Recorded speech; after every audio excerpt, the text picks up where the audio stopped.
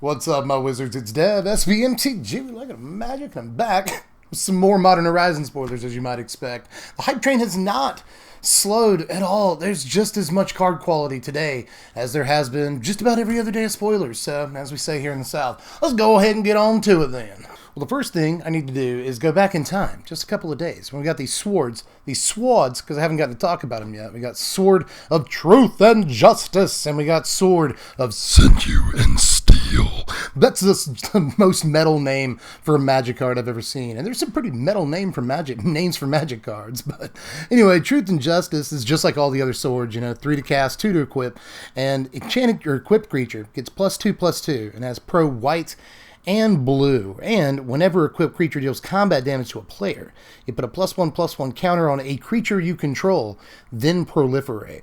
Now the black-red one, Sinew and Steel, is 3 mana, 2 to equip, and equipped creature gets +2/+2, has protection from black and red, and whenever a equipped creature deals combat damage to a player, destroy up to 1 target planeswalker and up to 1 target artifact. Everyone's mad about the swords. I don't really see why. Swords aren't that playable in Modern to begin with, except for, I guess the black-white one, Light and Shadow. Sees a little bit of play, and that's why the black-red one might see a little bit of play, too. The grindier one is the blue-white one. But in terms of, if you just want protection from a color and that's your thing, the black-red one is, way better. You put it on, and as long as you can get it safely equipped without getting shot down, it becomes a bulletproof vest more than it is an offensive tool. You still get the +2/+2, but you can block against a lot of aggro decks all day, and you won't get hit by, lightning bolts, or I could just name removal spells all day. 85% of the removal spells in Modern can't hit your dude if it's wearing a sword of sinew and steel. And I guess, sometimes you get to kill a planeswalker. That's going to be really good when it does proc, but other times kill an artifact, and, there are artifacts to kill, Affinity's a real deck. Tezzeret is kind of a deck. There are decks that play artifacts, and there might even be more decks that play artifacts after the set comes out, We saw, Scrapyard Recombiner just recently, plus cards that go well with artifacts, like Goblin Welder and Urza, of course, so we might be seeing more, Thopter Foundry combo in the future, or something to do with artifacts, in which case this actually, you'll almost always hit with the proc on this, but at the same time, these cost what they cost. Swords cost 3, they cost 2 to equip, so a total of 5 mana, and is it worth the investment on either one of these cards? In Modern, I don't know, but maybe in Commander, Especially the blue-white one, again, in Commander, having protection from black and red, that's really, really good. But, again, if you're looking to grind out games, the blue-white proc is, way better for longer games if you have a bunch of planeswalkers on the battlefield or whatever. So, I do like things about these swords, but I'm not sure that they quite make the cut in Modern, but most swords don't anyway. Oh yeah, don't let me forget about Lesser Masticore. This card's actually pretty awesome. It's just 2 mana for a 2/2 artifact creature, Masticore. As an additional cost to cast it, you discard a card. You can pay 4 to have Masticore deal 1 damage to target creature, and, this is the cool part, it has Persist. Well, it might not be OG Masticore, and I love OG Masticore. Hello, gorgeous. But I like this one as well. I'm not going to get too hung up on the nostalgia and be like, it's not Masticore, it's bad. But actually, combo potential is through the roof on this thing. It's just another thing that works with, Vizier of Remedies, obviously, but, Anafin's Kintry Spirit as well. And it even works with, Good Fortune Unicorn in the limited environment in this set. Go for broke. Try for the combo if you possibly can in draft and make it work. Because what you're doing here is you're using, this, the Masticore, Good Fortune Unicorn, and, Altar of Dementia. And if you do that, you can just sacrifice this to sacrifice Masticore, specifically, to Altar of Dementia over and over. When it comes back into play, Good Fortune Unicorn gives it a +1/+1 counter. Which, by the rules, just removes the -1/-1 counter. They cancel each other out. And that means that you can just, for free, sacrifice Masticore over and over and just mill your opponent out and have all the fun you ever wanted to have in Limited. But, of course, you can do tricks like that in Constructed, too. So this might actually fit into, Vizier of Remedy decks or Anafin's decks or whatever. And that obviously works in Commander as well, especially if, Anafin's is your Commander, is what I was trying to say. The Lesser Masticore is a pretty good addition to the mix that's really, really easy to cast, you know, just 2 generic mana, whatever. Should be able to come up with that. And even if you're, again, back to Modern, if you're playing like a Hollow One or something, this might be an interesting turn 2 play, although I'm not sure it's quite good enough for that, especially with how slow the activated ability actually is. But sometimes this is going to ping down like a Thalia or something like that, and that really is going to matter. Or it can just be a Scourge against like 8 whack if you get late enough into the game, or Elves, or whatever, you know, there's plenty of 1 toughness, X1s in Modern to be able to shoot down with this once you do get enough mana. Interesting mana sink, any deck can play it, lots of combo potential, even like heavy artifact based decks might want this. Like this might be a doable 2-drop in like the Urza deck that's just looking to play an artifact on curve every turn. This is a threat that comes back, can block at least twice, you know, allows you to discard stuff you might want to discard. It's easy to turn that ability into an upside, so like this card doesn't look like much at first, but you can just do so many things. It's a really cool card. But late last night, we got the cheekiest card of the entire set. This is Verdant Windstorm right here. 1 green, just 2 mana for an instant. You gain 3 life. And then it also has Storm. Look at that. So you see, it's a Storm card that's good against Storm decks. You know, like if they just try to go off with Grape Shot, Tendrils of Agony. Why am I just throwing in R's for no reason? That's the second time. Anafenzer, Tendrils of Agony. But let's just say they try to play either one of those cards. Then just at instant speed you respond. And suddenly, oh my god, you totally invalidated and then even actually ended up with more life in the exchange after their Grape Shot or their Tendrils of Agony.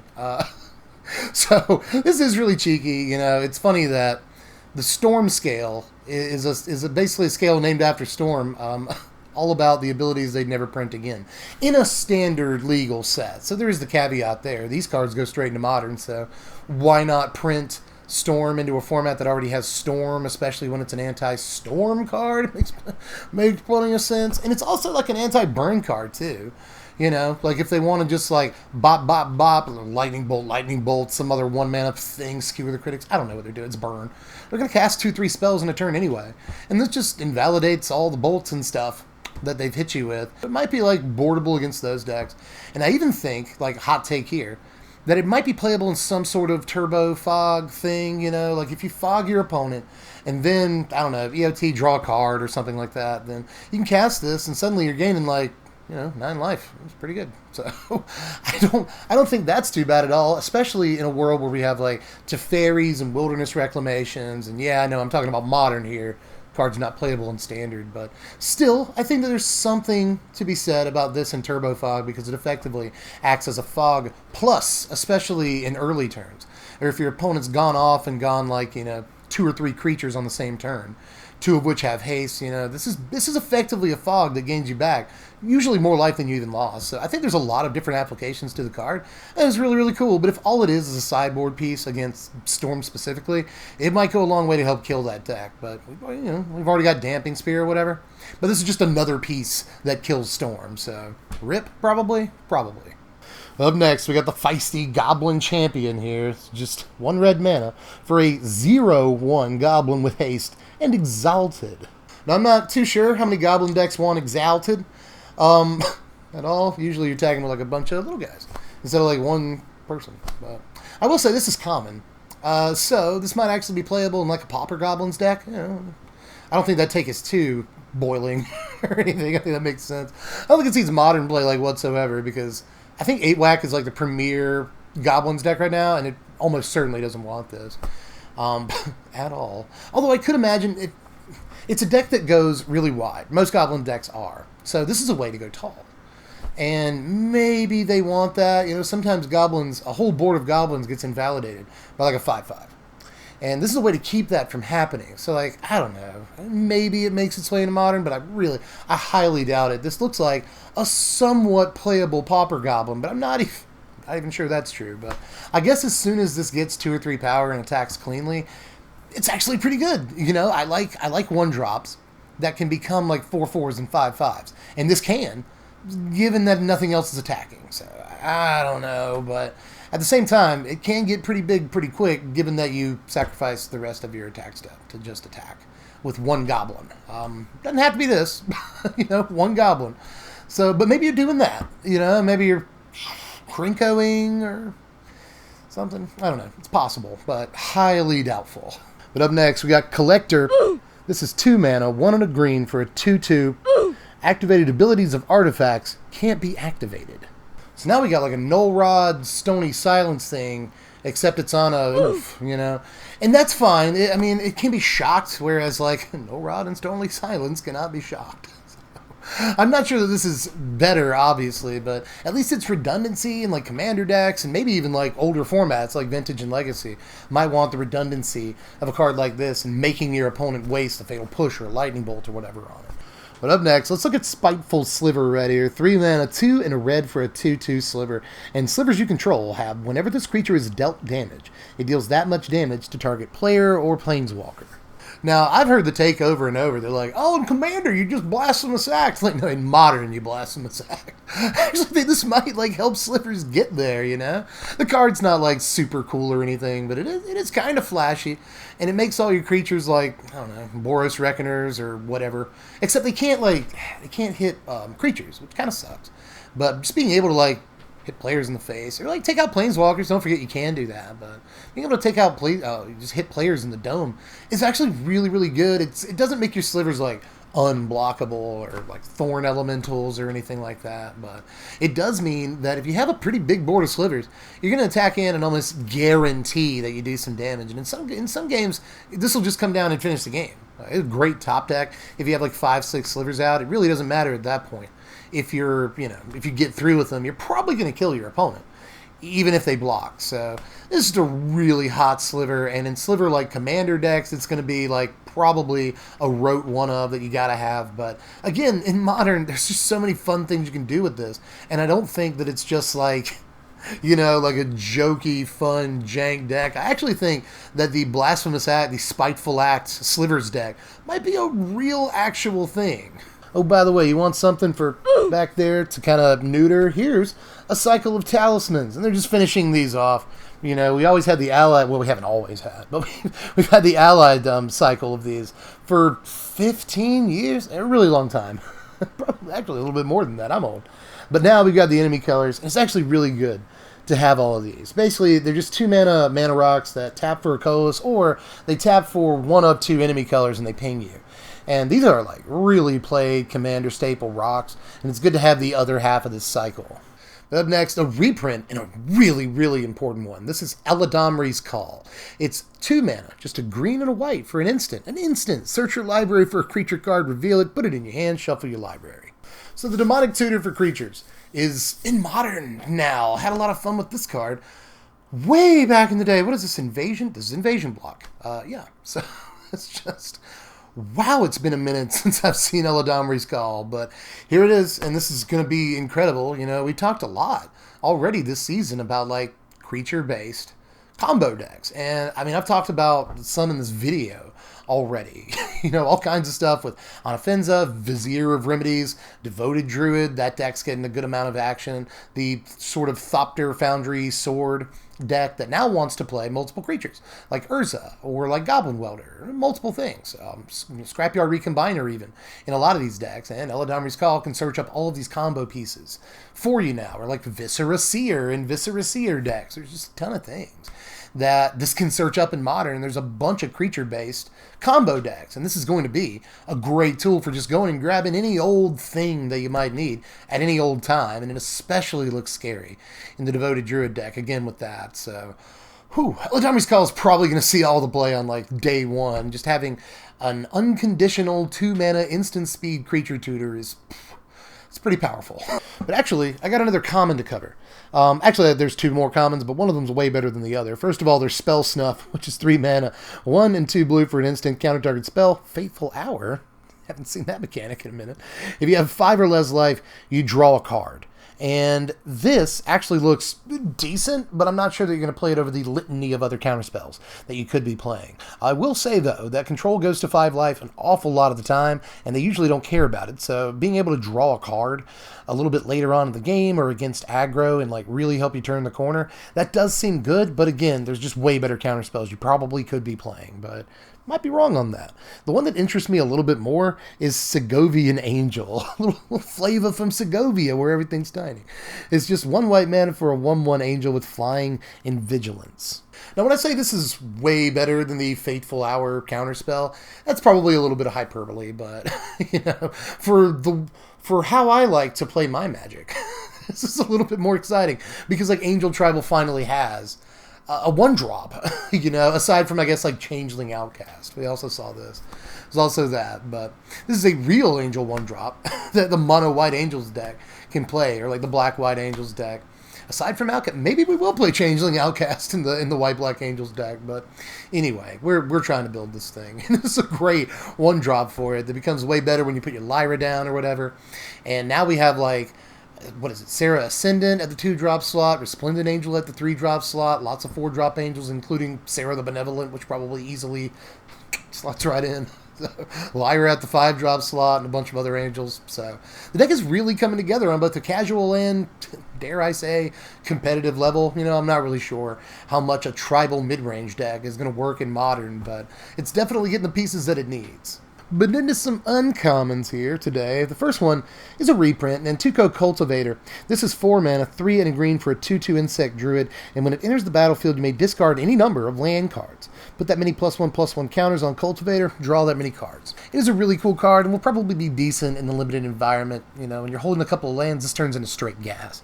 So I do like the card, but the better uncommon out of these is definitely Ingenious Infiltrator. This is 4 mana, but not really. 2, a black and a blue for a 2/3 Vidalcan Ninja with Ninjutsu 2, just a black and a blue, Dimir colors. Whenever a ninja you control deals combat damage to a player, draw a card. A ninja. Whenever any old ninja deals combat damage to a player, draw a card. That's crazy, because this will draw a card. This is a ninja of deep powers for most intents and purposes. It's just going to draw a card when you ninjutsu it into play, and an effective 2 mana, 2/3 hit for a card is very good, especially when it's almost always going to draw you at least the 1 card. That's probably good enough. 2 mana, 2/3 draw a card, that's very good. Lots of costs to putting it in your deck. Obviously, you have to be playing Tribal Ninjas. But again, we got Changelings, especially, again, I have to bring it up, Changeling Outcast, which cannot be blocked. So this will that'll probably lead, at least in Limited, into a lot of turn 2 this. And that seems really, really like a fantastic start in Limited, but it might be a doable start in Modern as well. You know, I like a lot about this. It obviously goes into Tiger Shadow. We're seeing a lot of support for that card. Maybe it gets printed in this set into Modern. How sweet would that be? I don't talk much about Commander, but Eureka or Tiger Shadow is just, I could go on and on about how much I like this card, you know, from the flavor to the name down to, you know, the Ninjutsu is one of my favorite mechanics ever. I actually really, really like Kamigawa block. Most people do not. It's most people's like most hated block ever, but I actually really had a lot of fun with Kamigawa block. So I love ninjutsu, period. I love the flavor of it. And I love that we're getting stuff printed in this set that actually goes well with it. And this is just another example, you know, even if this is just a playable commander card that sort of pads out the ninjutsu commander deck, the Tiger Shadow deck, then this is probably a pretty good addition to any Magic set. But I actually think that if we just see like 1 or 2 more playable ninjas, including Eureka, good lord if we get Eureka, the ninjas is like a real Modern deck. So please let it happen. But up next, I said earlier that the Green Storm card was the cheekiest card of the video, but this might be. This is one of the more clever cards of the video too. Here's Goblin Orflam right here. 2 mana, 1 and a red for an enchantment. Attacking creatures you control get +1/+0. Okay, so story time. Not only is the card good, you know, 2 mana for this effect is actually really good. Hey Ziggy, don't contest that. I am right about this one. I'll die on that hill, buddy. You got stuff all over you. What's that about? Oh, you're also like molting. Good lord. Anyway, I got a fuzzy cat. But back to that story time I promised you in Alpha Edition, way back, 1993, before a lot of you were even born, statistically at least. Just according to who's watching this channel. Orcish Oriflamme was printed at this mana cost. But it's famously a misprint. Orcish Orflam is supposed to cost 4 mana for this effect, and it's even been considered a fair cost for this effect for at least half of Magic's history.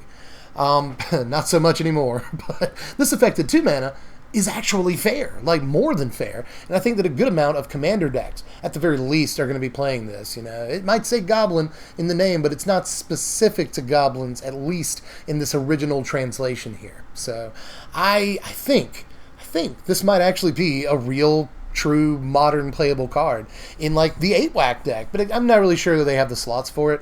But one way or another, this is a really, really powerful card in aggro decks in almost any format. Now up next, I will say earlier, I said that Aladamri's Call was probably the best reprint so far, or the most important one.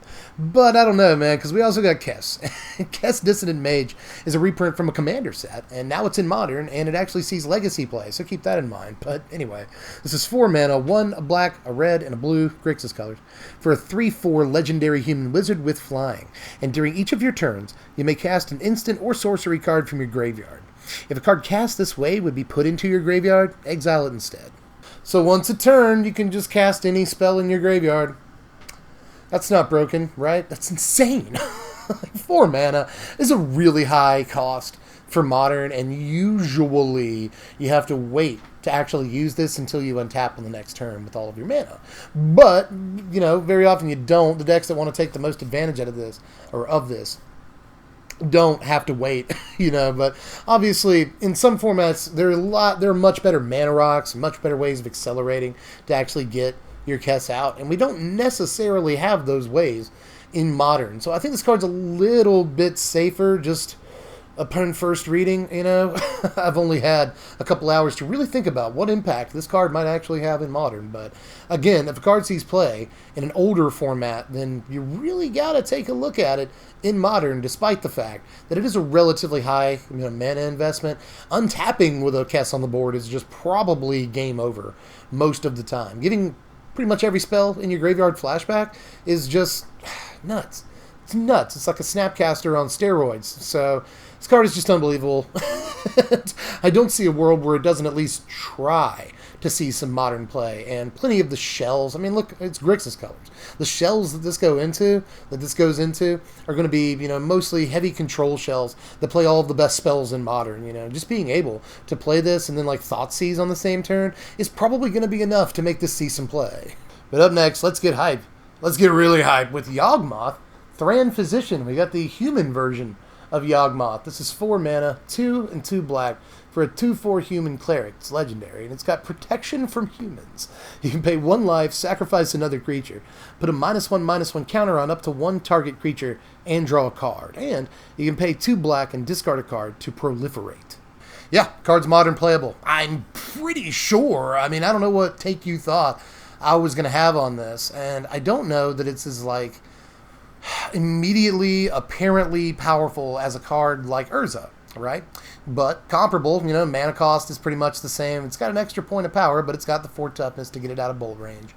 And it's got protection from the most played tribe in Modern, maybe the most played deck in all of Modern. It's way up there at the very least. So I think that's relevant just on its face. Having protection from humans is pretty good. I would say that's probably being undervalued right now before the card is actually being played or tested out.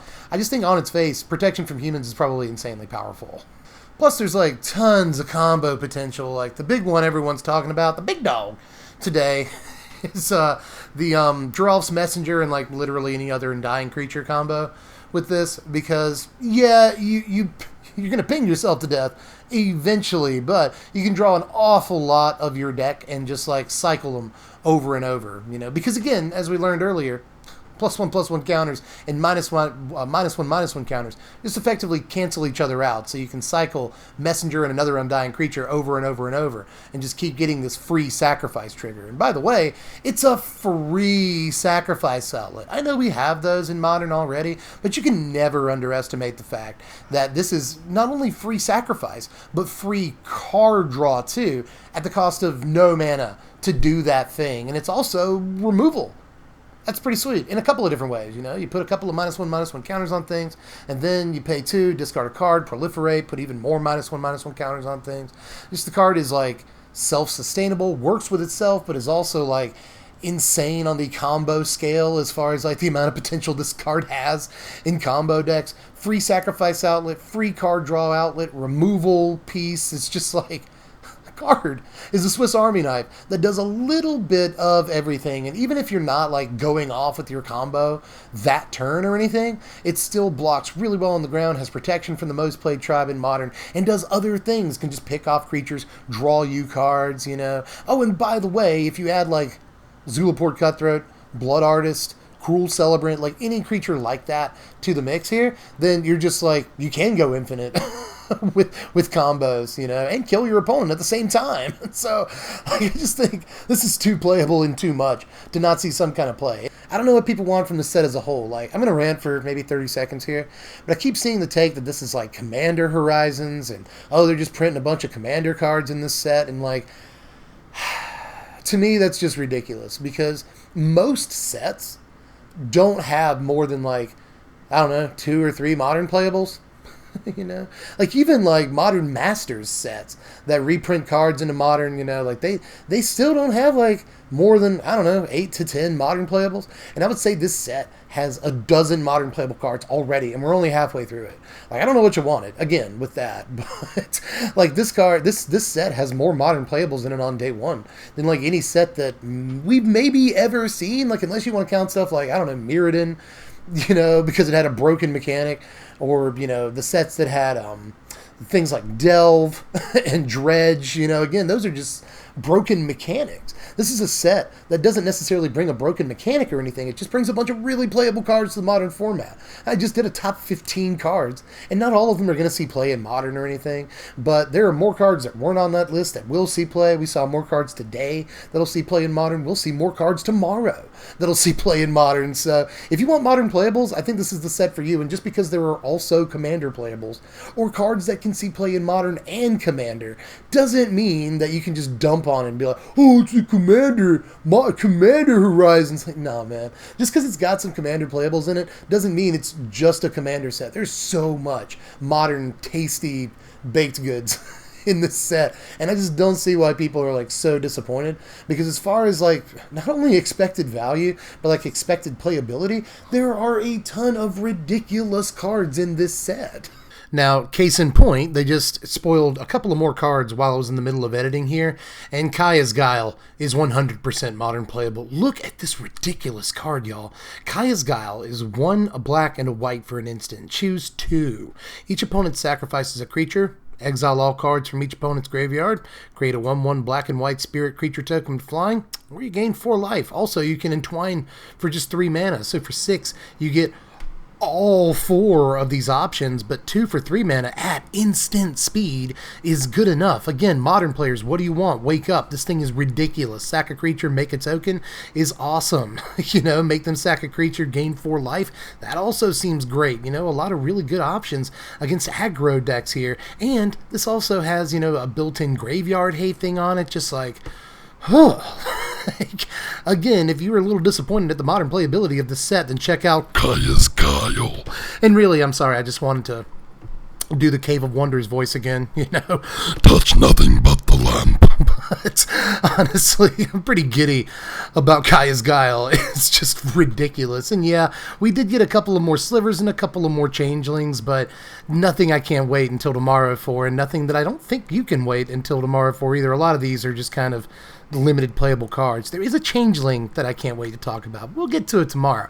I just wanted to put in Kaya's Guile because I couldn't pass this card up. This is probably Modern playable on day one in a number of decks. The versatility on this is just unbelievable. I love this card. But anyway, let me get off my soapbox. Ziggy got concerned for me there at the end. He was like, man, I'm okay. I'm okay. Anyway, though, I hope you enjoyed today's video. If you did, go ahead and hit the like button. Let me know how wrong I am about stuff down there. I've gotten some stuff wrong this spoiler season, and I apologize for that. You know, the red force, no, you can't play it on your first turn and hit for damage. You can't play it offensively on your first turn. The black force, no, you can't discard a swamp. What else? The first sliver, no, it doesn't cascade into a bunch of slivers when you first cast it. casket. Gee, that was dark. But still, I've made a couple of mistakes. When he fixed the mic because he just headbutted it. But I've made a couple of mistakes this spoiler season. I hope I didn't make any this video. If I did, make sure you let me know what those are. And let me know just how my opinions are wrong down there in the comments section too. You can also hit up the Patreon if you want to support kitty kisses and other content like this. I know how much you like kitty kisses. So if you want to support content like this, link in the description. Go over to TCG Player, link in the description for that too, to get these cards at the lowest prices on the entire interwebs, including sealed product, which is still lower than it should be. So get it on that while you still can, because the set's going to blow up, I'm telling you. But I guess I'm done. I guess I'm done, but you can tell I'm in a good mood. This set just keeps looking better and better to me, so I hope you like it. If you don't, voice your grievances in the comments section. I just don't know how you can make the argument it's a bad set, but I'm sure people will try. So, I mean, I'm all ears. Let me know how you feel about things down there in the comments section. And, yeah, I'll catch you cats later. Dev from the place. Thanks for watching, my wizards. Spread love and be kind.